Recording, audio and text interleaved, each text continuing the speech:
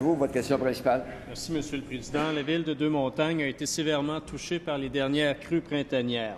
Près de 300 demeures y ont été affectées. Quelques dizaines d'entre elles devront d'ailleurs être démolies.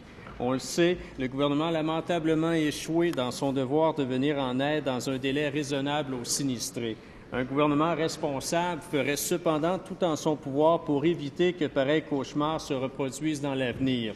Mais non, le gouvernement fait la sourde oreille et tarde à mettre en place des mesures qui sont pourtant nécessaires. La ville de Deux-Montagnes demande depuis des mois les autorisations nécessaires pour prolonger une digue de façon à protéger des quartiers qui ont été durement touchés. La réponse du gouvernement prend la forme d'un silence navrant. Le ministre de la Sécurité publique peut-il s'engager à ce que les permis nécessaires soient octroyés sans délai afin que la digue puisse être érigée avant l'hiver? Monsieur le ministre de la Sécurité publique.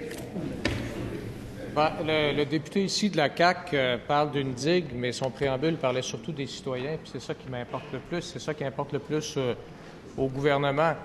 Alors, dans le sillage des inondations printanières, je rappellerai que 5 000 résidences qui ont été touchées dans plusieurs régions du Québec, dont effectivement Deux-Montagnes, et qu'on a bonifié largement, mais très largement, le programme d'indemnisation, qu'on a accéléré, et notamment on a embauché du personnel pour accélérer l'évaluation des dommages, et y compris à Deux-Montagnes, se sont tenues récemment des réunions sous un même toit où tout le monde était réuni, c'est-à-dire pas seulement les gens de la sécurité publique qui sont responsables des indemnisations, pas seulement le ministère des Affaires municipales qui travaille étroitement avec les municipalités, mais en même temps les responsables des municipalités qui donnent les permis pour permettre les travaux. Et chaque citoyen touché, chaque sinistré a reçu également une lettre pour lui indiquer tous les travaux immédiats qui pouvaient être faits. Et dans sa région, comme dans toutes les régions touchées du Québec, il y a des millions de dollars qui ont été versés depuis le début, mais tout particulièrement au cours des dernières semaines, des millions de dollars qui ont été versés pour que les citoyens soient capables immédiatement de faire les travaux nécessaires. Première complémentaire, M. le député de Deux-Montagnes.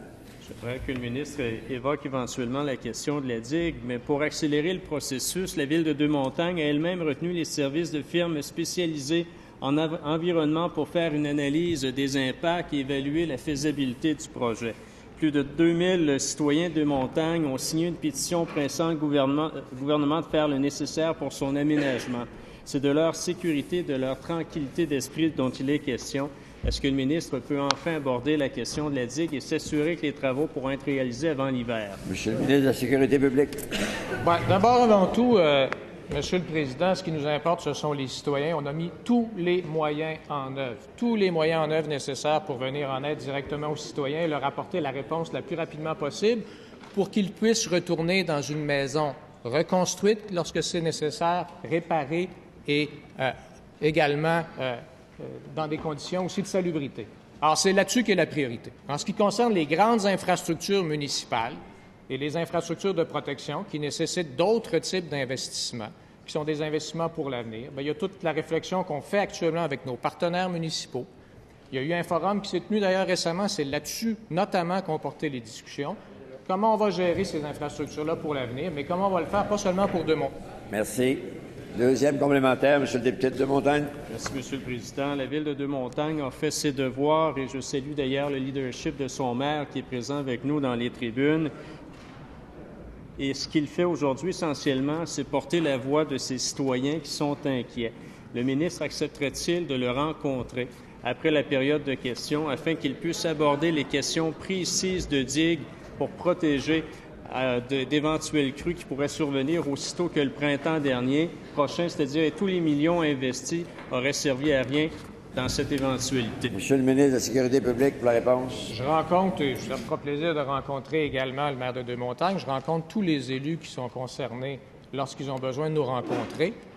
Il y a une révision actuellement des programmes d'investissement en infrastructure. C'est justement pour faire appel à des nécessités d'aujourd'hui qui n'étaient pas nécessairement considérées de la même façon il y a 20 ans ou il y a 30 ans.